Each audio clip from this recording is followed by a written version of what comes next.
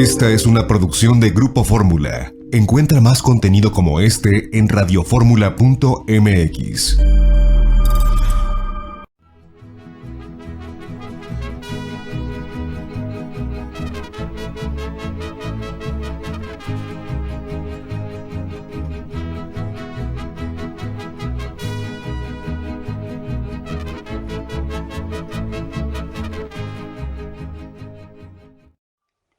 Amigas y amigos, muy buenas tardes tengan todos ustedes. Los saluda con el afecto de siempre José Manuel Villalpando, aquí en una emisión más de este programa, La Historia que Quiero Vivir, que estamos transmitiendo como todos los sábados por la tarde, que es la hora de la historia, a través de los micrófonos y frecuencias de Radio Fórmula.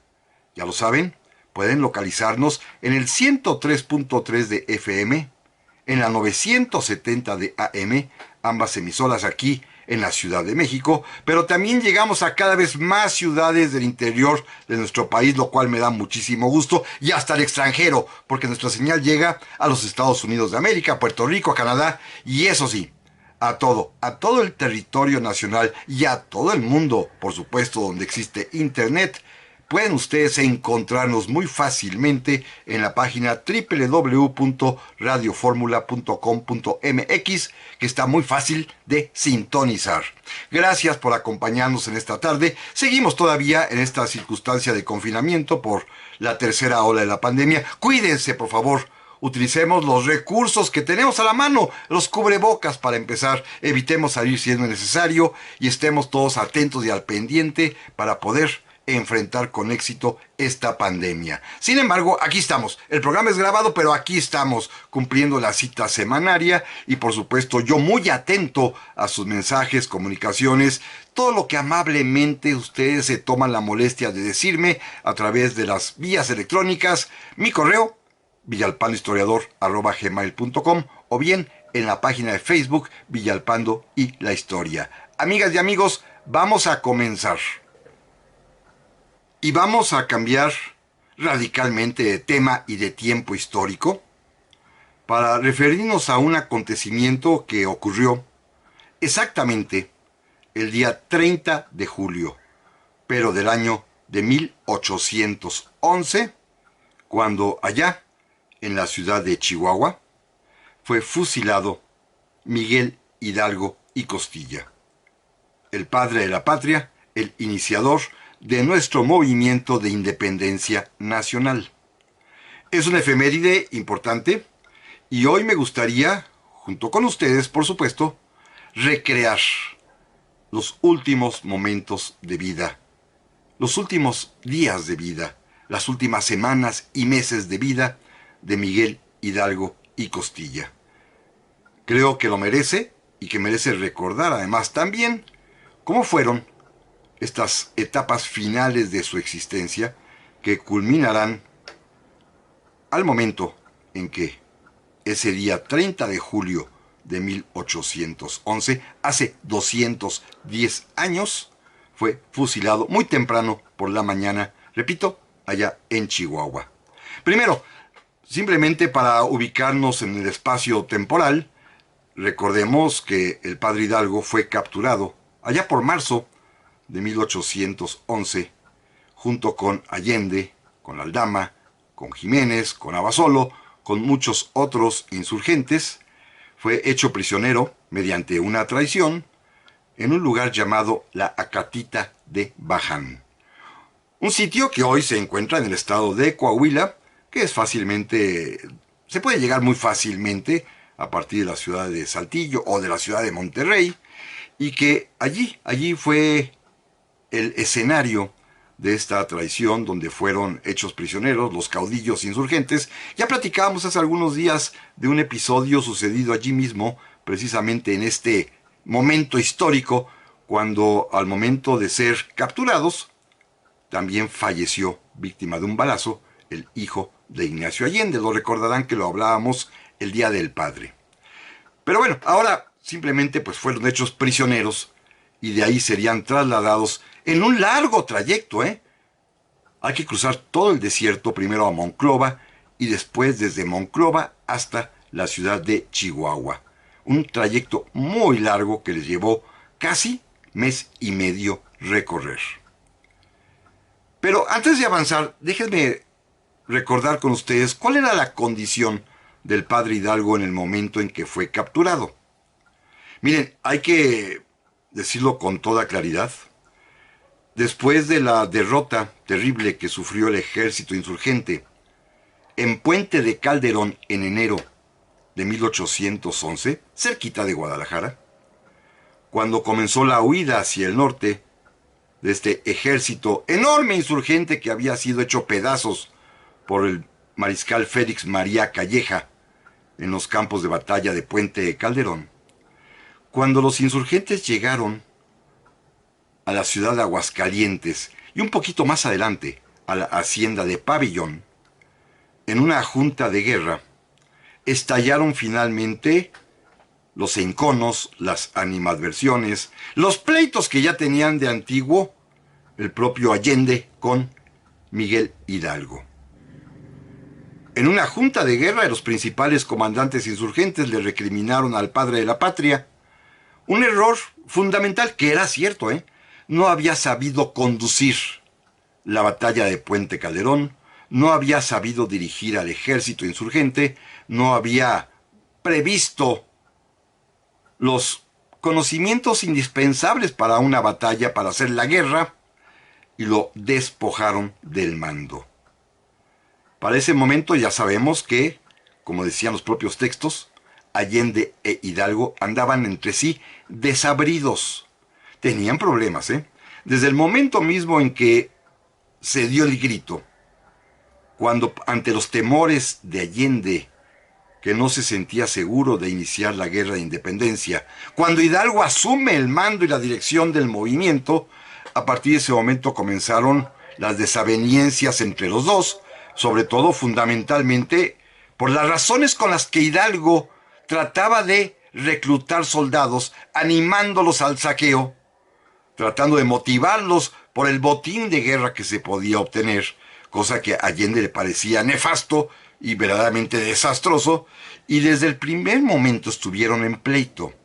Claro, Allende se disciplinó en los primeros meses, acató las órdenes del padre Hidalgo, pero ya sabemos, porque el mismo Allende lo confesaría, ya sabemos que en Guadalajara, por ejemplo, cuando Hidalgo se autoproclamó Alteza Serenísima, cuando lo acusaron de ser un déspota asesino, Ignacio Allende conspiró inclusive para matarlo. Esto es lo que dijo el propio Allende en su proceso.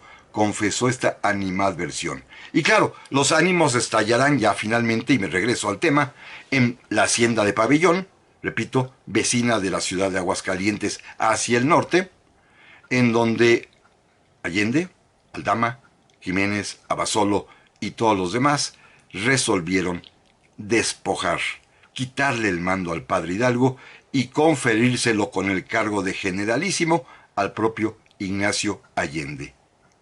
A partir de ese momento, como el propio Hidalgo lo va a recordar cuando declare en su proceso, que es finalmente el documento básico que utilizaremos el día de hoy, el proceso al que fue sometido el padre Hidalgo allá en Chihuahua, Hidalgo dirá que ya va a marchar casi en calidad de prisionero, sin mando alguno.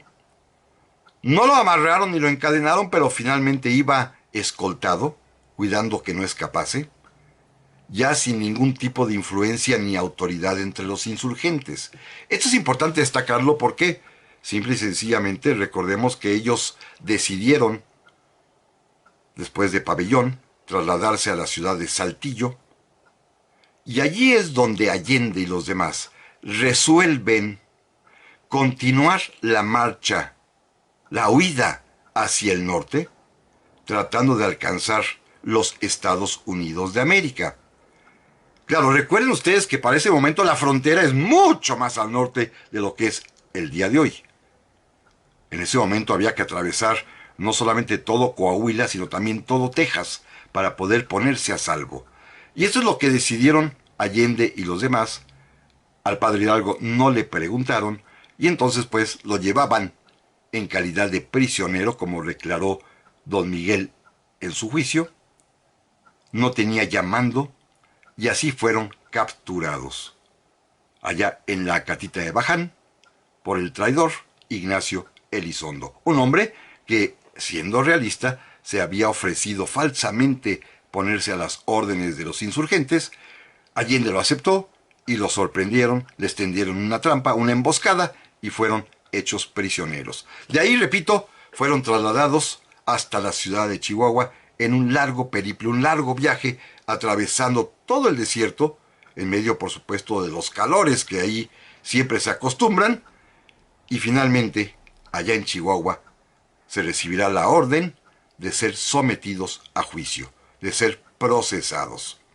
Miren, a todos los sometieron a un proceso militar, simple y sencillamente por ser todos reos acusados de alta traición, de sedición, de conspiración y del delito de, que ellos llamaban, lesa majestad, ponerse en contra del rey. Claro, el rey estaba preso en Francia, es otro asunto, pero esto no les importaba mucho a los españoles, que recibieron órdenes directas desde México del virrey Venegas y del comandante de las provincias del norte, Nemesio Salcedo, para someter a juicio, para procesar a los insurgentes capturados, enjuiciarlos para que respondieran por sus crímenes. Pero de esto, amigas y amigos, platicamos en un momentito más. Ya estamos aquí, amigas y amigos, para el segundo bloque del programa de esta semana, en el cual estamos platicando, recordando cómo fueron los últimos momentos de vida de Miguel Hidalgo y Costilla, quien murió fusilado exactamente el día 30 de julio de 1811, hace 210 años, en la ciudad de Chihuahua. Repasábamos en el bloque anterior, y lo repito con muchísima rapidez, la manera en que fueron capturados allá en la Catita de Baján, la condición en la cual Hidalgo iba ya casi como prisionero de los demás insurgentes porque lo habían despojado del mando, y finalmente cómo fueron trasladados a la ciudad de Chihuahua. Chihuahua era en ese momento la capital de la determinación geográfica política que se llamaba provincias internas. Las provincias internas del norte, parte del virreinato de la Nueva España, pero se llamaban así porque eran territorios muy dilatados. Imagínense, abarcaba todo lo que sería hoy Chihuahua, Coahuila, parte de Texas, parte de Arizona, de Nuevo México. Toda esa enorme extensión de territorio con pocos habitantes se denominaba provincias internas del norte, provincias internas de occidente también. Su capital era la ciudad de Chihuahua y su comandante, el general Nemesio Salcedo, realista por supuesto, que recibía órdenes directamente de México, del virrey Francisco Javier Venegas, quien, enterado de que habían sido hechos prisioneros los principales cabecillas, como ellos le decían, insurgentes, ordenó fueran sometidos a procesos. Para todos, incluyendo al padre Hidalgo, y por supuesto para Allende, para Aldama, para Jiménez, para Basolo y los demás, el primer proceso fue el proceso militar. Naturalmente, a todos con este bastará para condenarlos. Al padre Hidalgo le hicieron un proceso adicional, un proceso inquisitorial que ahorita platicaremos de él. Déjenme comenzar con el proceso militar que se les realizó a todos los caudillos. Comenzando por Allende, quien fue acusado por el fiscal de ser el principal perturbador de la paz de la América. Un cargo, pues, muy rimbombantemente redactado, pero que significaba simplemente traición. El cargo de traición, porque además, recuerden ustedes que era militar realista. Había sido capitán, comandante de un escuadrón del regimiento de los Dragones de la Reina, allí en San Miguel, su tierra natal, y por lo tanto había desertado del ejército realista y se había pasado al bando insurgente. Entonces, por lo tanto, no solamente se rebeló, sino que además había traicionado al propio rey. Este es el argumento fundamental para la acusación de Allende. Y respondió afirmando el cargo y dijo, sí, sí lo hice porque esta era una causa justa, sí me rebelé, sí me levanté en armas. Aceptó totalmente su responsabilidad y esto facilitó las cosas, digámoslo así, porque ya fue procesado de manera muy simple, rápida y llana, sumariamente diríamos hoy en día, ya que el reo, Ignacio Allende, había confesado plenamente y aceptado su responsabilidad. Lo mismo sucedió exactamente igual con Mariano Jiménez. Mariano Jiménez no era militar, es decir, tenía esa excepción favorable a él, pero sin embargo había sido un destacado caudillo insurgente, había conducido algunos de los ejércitos, sobre todo en la región de San Luis Potosí, se había unido a los que huían hacia el norte y naturalmente, por su calidad, era ingeniero minero, por sus conocimientos, por su capacidad, pronto destacó, alcanzará rangos importantes, fue capturado y también acusado de conspiración y de sedición, y también, al igual que Ignacio Allende, aceptó plenamente su responsabilidad. Así que los procesos militares a que fueron sometidos Allende y Jiménez fueron en realidad sencillos porque ambos caudillos, los dos, reconocieron su culpa, llamémosla así entre comillas, aceptando la responsabilidad de haberse levantado en armas, de haber conducido ejércitos, de haber combatido a los realistas, en el caso de Allende además de haber desertado del ejército del rey, y a los dos fue relativamente pues fácil juzgarlos y condenarlos, por supuesto, a muerte.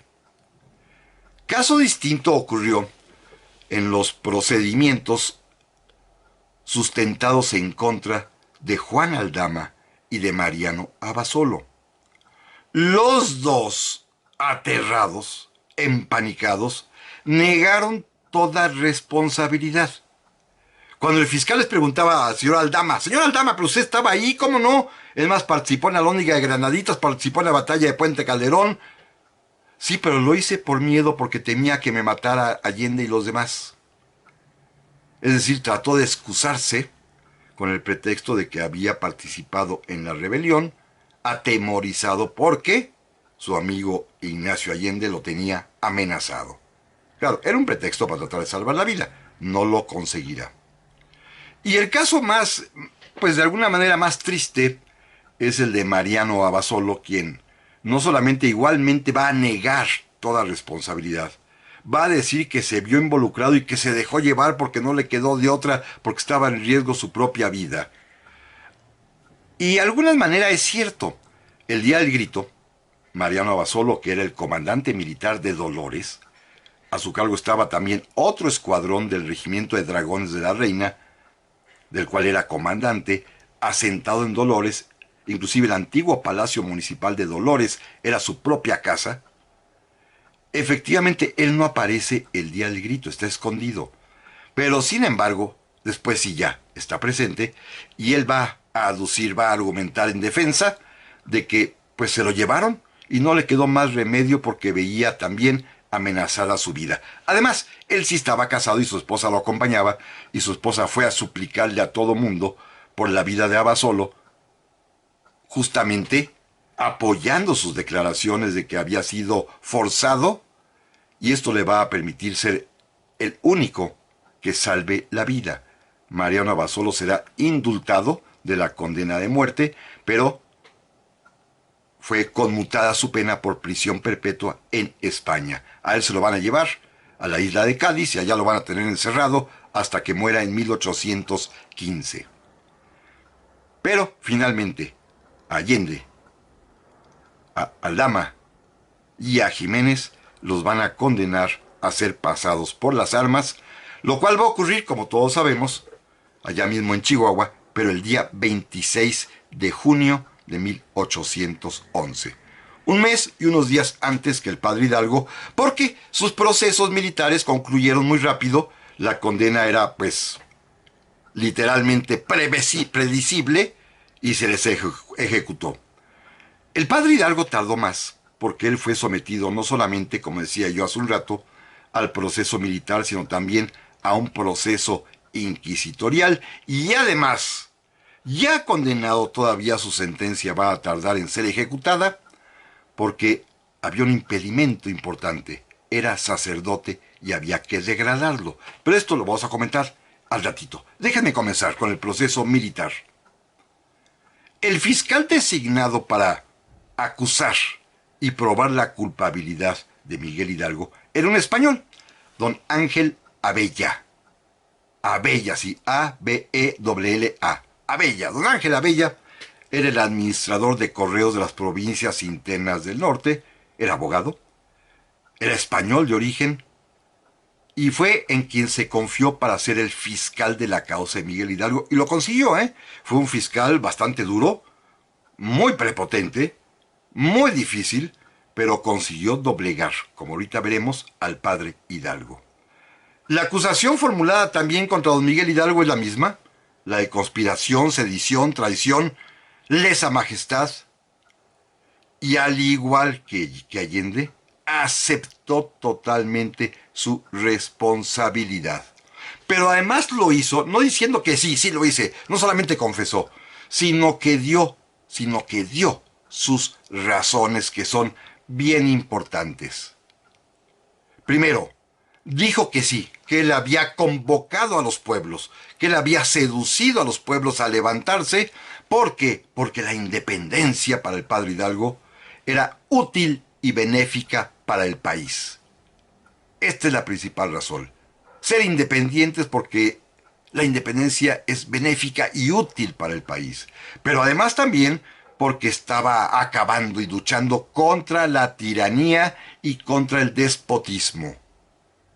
Esta era la otra razón. Recuerden ustedes que Hidalgo tenía perfectamente bien claras desde el primer momento las causas y las razones por las cuales se había levantado en armas. Y una era la lucha contra los tiranos, efectivamente, y porque los tiranos no permitían que hubiese las condiciones para que la gente prosperara y fuera feliz. Así que la independencia, que significaba acabar con el tirano, sería benéfica y útil. Esta es la razón fundamental. Porque él creía, y lo sostuvo en su proceso, que la causa de la independencia era una causa justa, que era una causa santa, era lícita, y efectivamente los propios tratados católicos, la ortodoxia católica, estaban a su favor, porque es justo y lícito a los pueblos levantarse en contra de sus tiranos, y sobre todo, cuando no hay quien los acaudille, el que debe obligadamente encabezar la rebelión por la justicia, según los textos antiguos, es el sacerdote.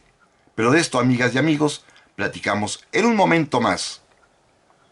Ya estamos aquí, amigas y amigos, para el tercer bloque del programa de esta semana, en el cual estamos recordando que el día 30 de julio, pero de 1811, hace exactamente 210 años, fue fusilado allá en Chihuahua Miguel Hidalgo y Costilla. Estamos recordando en estos momentos, en el bloque anterior, y a partir de ahorita, el proceso militar al que fue sometido el padre Hidalgo, cuyo fiscal, Ángel Abella, fue durísimo. Al cuestionarlo, al interrogarlo, no lo torturaron, ¿eh?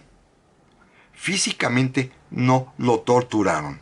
Quizás moralmente sí, ahorita veremos cómo. Pero físicamente no.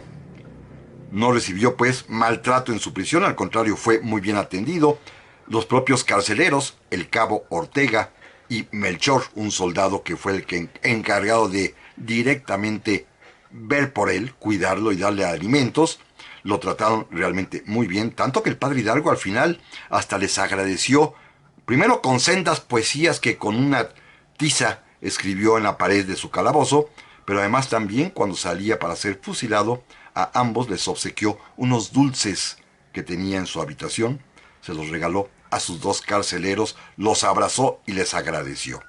No fue torturado, pero sí fue un interrogatorio muy serio. Decía yo al final del bloque anterior que las principales acusaciones de sedición, conspiración, rebelión, traición y lesa majestad, Hidalgo las respondió con base a los conocimientos de teología que él tenía en abundancia porque era un hombre sabio, y sostuvo que la causa de la independencia, útil y benéfica, que la lucha contra la tiranía, ambas estaban plenamente justificadas, eran una causa justa, una causa santa, porque además así también lo exponían los viejos tratados de teología en los cuales él había estudiado, particularmente uno, la obra del jurista jesuita Francisco Suárez, en donde en su tratado de las leyes habla sobre el tiranicidio y en donde claramente se expone que el pueblo tiene derecho a oponerse a la opresión, que el pueblo ante un tirano tiene también el derecho de levantarse en armas y que el pueblo debe ser conducido por su autoridad legítima y a falta de esta, como fue el caso de México, quien debe dirigir al pueblo supliendo a la autoridad es el cura párroco, el sacerdote del lugar, por lo cual Hidalgo asumió ese papel, lo demostró y Ángel Abella, el fiscal, pues no le quedó más que quedarse callado y esa acusación no prosperó. ¿Por qué? Porque los mismos textos católicos españoles justificaban y avalaban plenamente la resistencia a la opresión y el levantamiento popular acaudillado por un sacerdote. Así que Ángel Abella ahí no pudo decir ya nada.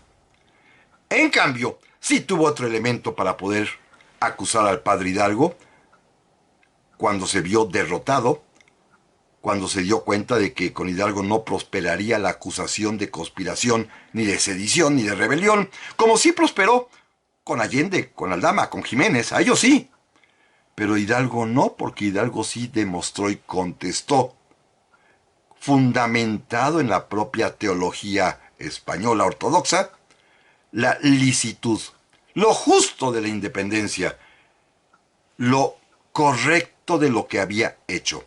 Entonces Ángel Abella recurrió a otro cargo, y este sí, fue terrible. El cargo de asesinato a inocentes. Acusó al padre Hidalgo de haber matado, no en guerra, sino por su orden, a centenares de españoles y criollos, tanto en Guanajuato, como en Guadalajara, como en otros muchos lugares. Y esto era absolutamente cierto. Recuerden simplemente que después del asalto a la Alhóndiga de Granaditas, todos los prisioneros fueron ejecutados, degollados por la horda de insurgentes, por orden del padre Hidalgo. Recuerden, por ejemplo, cómo en Guadalajara a todos los españoles y criollos propietarios de tiendas o haciendas los encadenaron y los hicieron salir de la ciudad con rumbo a las barrancas de Oblatos, en donde fueron acuchillados por un oficial insurgente que se llamaba Marroquín, que era torero y que les clavaba estocadas hasta matarlos. Y estos hombres fueron asesinados por orden del padre Hidalgo. Y aquí sí, Ángel Abella se puso muy listo y atrapó a Hidalgo en el delito por el cual lo podía condenar a muerte.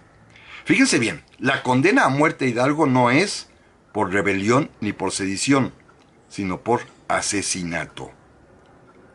Hidalgo, cuando le presentó Ángel Abella la acusación, ¿saben qué hizo? Aceptó. Le preguntó Ángel Abella, oiga, ¿y por qué los mandó matar si eran inocentes? Pues porque eran inocentes, efectivamente, los mandé matar simplemente. Pero no los sometió ni a un juicio, señor Hidalgo. E Hidalgo responde esto, no era necesario, como usted dice, eran inocentes. ¿Pero por qué lo hizo?, le pregunta Ángel Abella, y el padre Hidalgo responde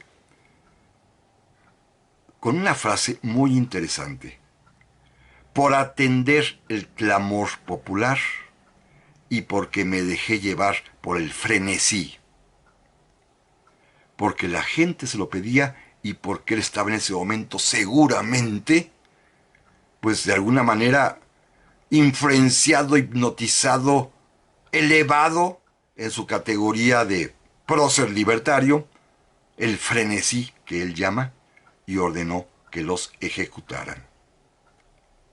Esto fue terrible, ¿eh? Cuando Hidalgo confiesa esto, se desmorona y entonces Ángela Bella, muy hábil, según consta en el propio documento del proceso que se conservan, aprovechó y le preguntó, entonces, ¿acepta usted su culpabilidad? E Hidalgo dijo, sí, la acepto. Y es más, me arrepiento de las órdenes de asesinato que di. Esto fue terrible, ¿eh? Por una parte, logró salvarse de los cargos de rebelión, logró acabar con la acusación de que era un traidor, pero no pudo evitar librarse de los cargos que le hicieron por asesinatos múltiples. Lo aceptó, lo reconoció y dijo que se arrepentía. Con esta declaración, ya teniéndolo confeso, es decir, habiendo aceptado los asesinatos, Ángela Bella terminó el proceso militar y entonces el padre Hidalgo, por decisión del obispo de Durango, que era el obispo de la diócesis que llegaba hasta Texas, decidió someterlo al proceso inquisitorial. Un proceso que era continuación en realidad de los dos que ya había sufrido antaño, que ya hemos platicado, en donde, por ejemplo, se le acusó de todas sus proposiciones heréticas, pero ya también insistimos en ocasión del Día del Padre, en que ya no se le preguntó sobre hijos, tenía que haberlos confesado.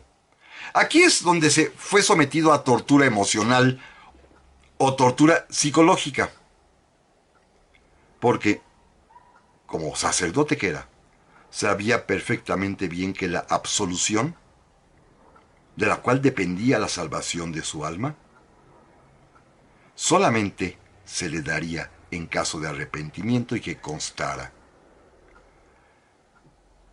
Y los inquisidores le hicieron firmar una abjuración en la que se arrepentía, en la que escribía diciendo claramente en su puño y letra que estaba arrepentido de los crímenes que había cometido, y de paso también dijo que se arrepentía de haber seducido a la gente para que lo siguiera. Pero eso sí, en la propia retractación dice que de lo que no se arrepiente y no se retracta es de haber iniciado la independencia porque, insistió, se trataba de una causa justa y santa. De eso no se arrepentía. Sí se arrepentía de los asesinatos, sí se arrepentía, por supuesto, de haber seducido, como él dice, a los demás para que lo siguieran. No le preguntaron nada más. Y lo hicieron firmar esta retractación, repito, con la amenaza, que no fue necesario decírsela, de que estaba en juego la salvación de su alma, porque en los juicios inquisitoriales las confesiones, las declaraciones, se tienen como sacramento de la penitencia. Si miente, no es válido y se condena.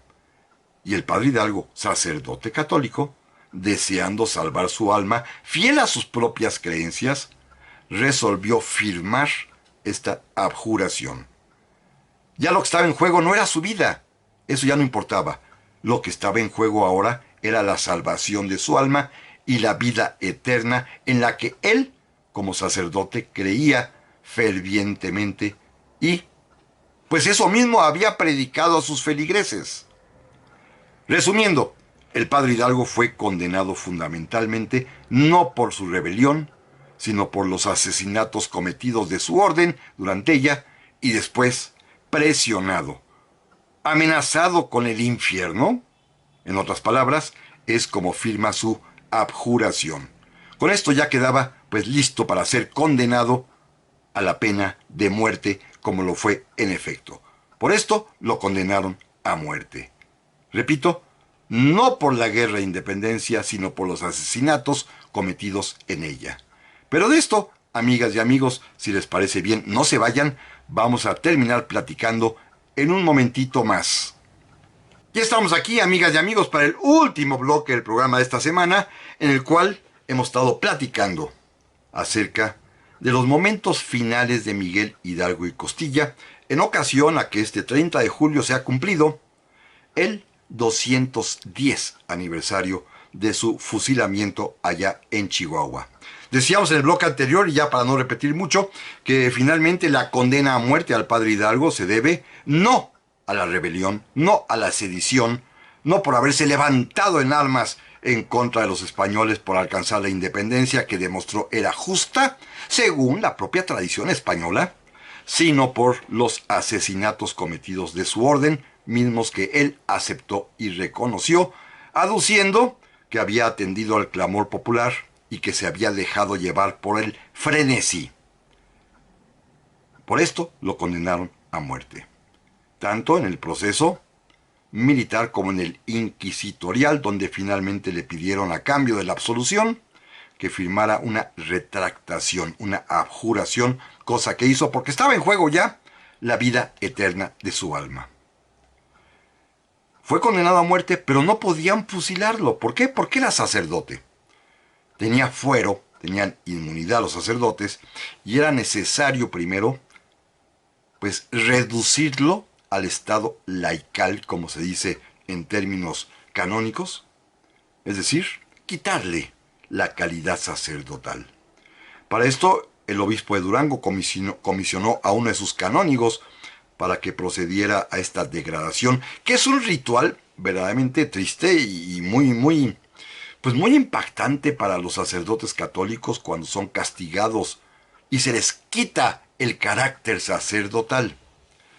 Tiene pues una serie de elementos de liturgia dramática muy singulares, y a estos fue sometido el padre Hidalgo, consistentes primero en arrancarles las vestiduras sacerdotales. Acude al lugar vestido de sacerdote con su traje talar, le quitan todo, lo dejan simplemente en camisola y pantaloncillo, y ahí ocurrió algo muy interesante.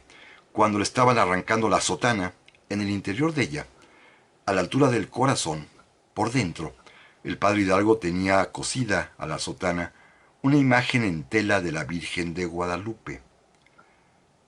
Cuando le quitaron la vestimenta sacerdotal, él pidió que le arrancaran la Virgen de Guadalupe y se la dieran, porque dijo que la había acompañado en toda la campaña, que la Virgen de Guadalupe era su escudo y su bandera, y que quería que a su muerte fuera devuelta al convento de las Teresitas en Querétaro, donde las madres, las monjitas, la habían bordado para él.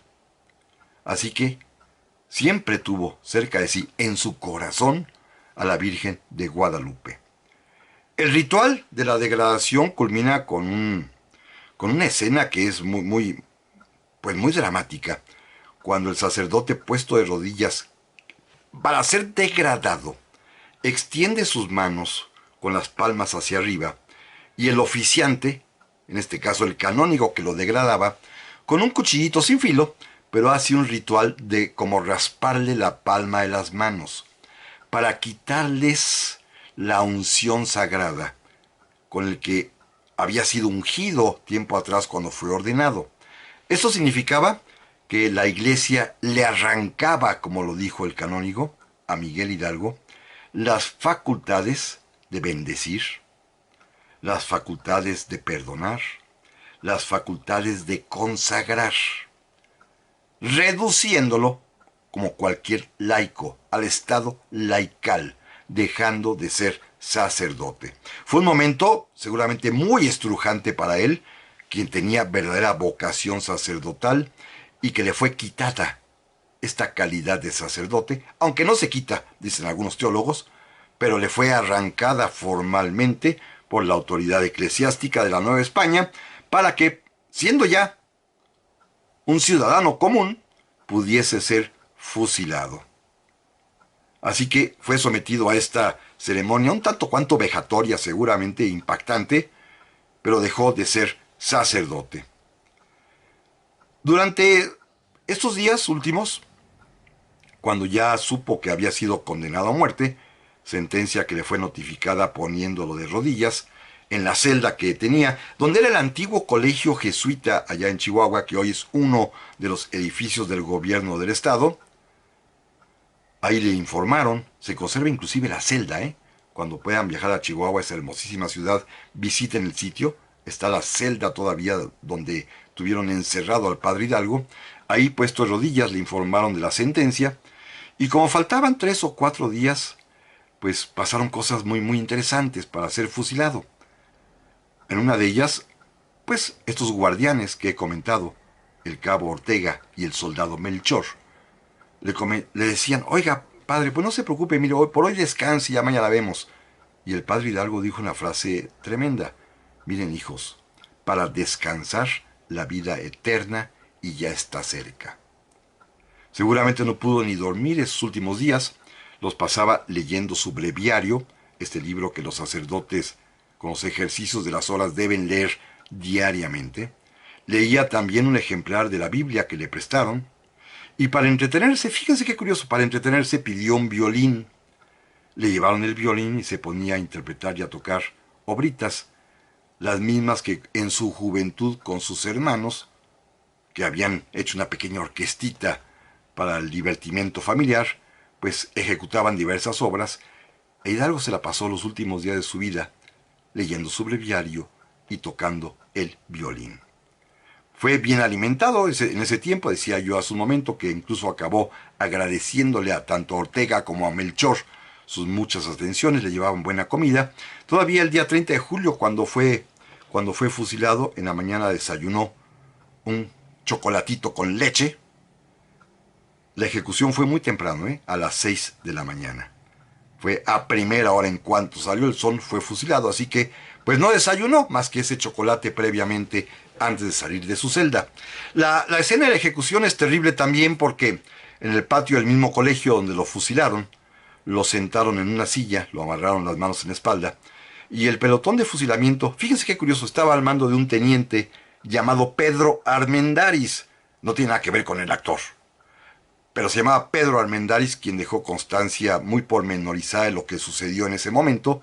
Colocó al pelotón de fusilamiento frente al padre Hidalgo, que estaba mirando a los soldados sentado en una silla con las manos atadas en la espalda.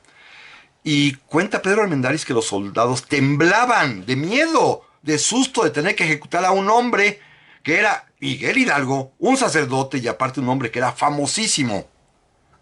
Temblaban tanto que la primera descarga, cuando lo ordena Pedro Armendáriz, las balas le dan, las que le dan, 2 o 3 en el estómago, una en un brazo, y las demás fallaron.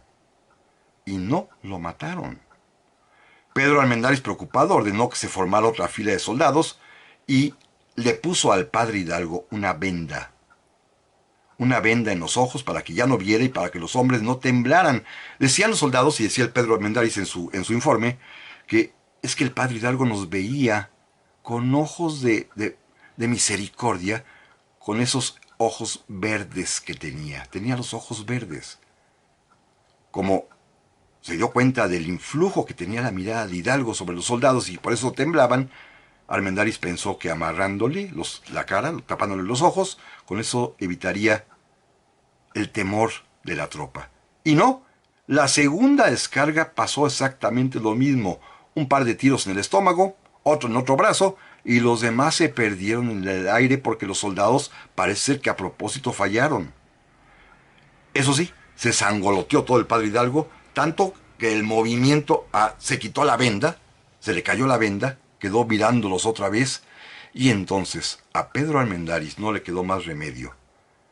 Teniendo a Hidalgo mal herido, con varios balazos en el estómago, con balazos en los brazos, en los hombros, que ordenarle a 2 soldados que se acercaran, que apuntaran sus fusiles directamente al corazón del padre Hidalgo y que dispararan.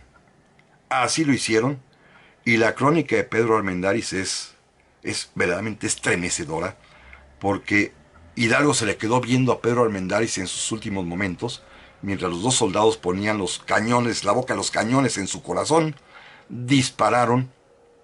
Hidalgo se va para atrás, cae, cierra ya los ojos, pero las balas, la pólvora directamente aplicada sobre el corazón produjo que comenzara a encenderse, incendiarse la ropa del padre Hidalgo a la altura del corazón. Era una especie de flama que salía del corazón del padre Hidalgo. Tuvieron que inmediatamente echarle encima una cobija, una manta para apagar el pequeño incendio que estaba brotando, y de inmediato estaba ya previsto decapitar al cadáver había un tarahumara ahí presente con un machete ya muy afilado, le cortó la cabeza al padre Hidalgo y, cumpliendo con las disposiciones que se habían recibido desde México,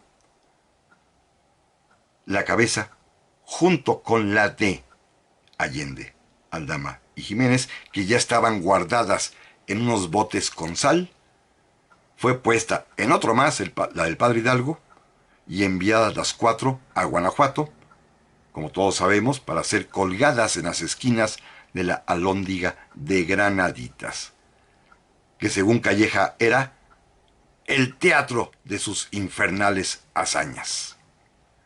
Los otros restos mortales del cuello para abajo fueron sepultados allá en Chihuahua en un panteón, junto con los de Allende, Aldama, Jiménez. Y estos pues fueron encontrados más adelante. Hoy todos los restos del padre Hidalgo, su cráneo y todo su cuerpo, se encuentra en la columna de la Independencia.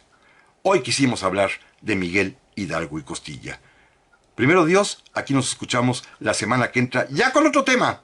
Pásenla muy pero muy bien.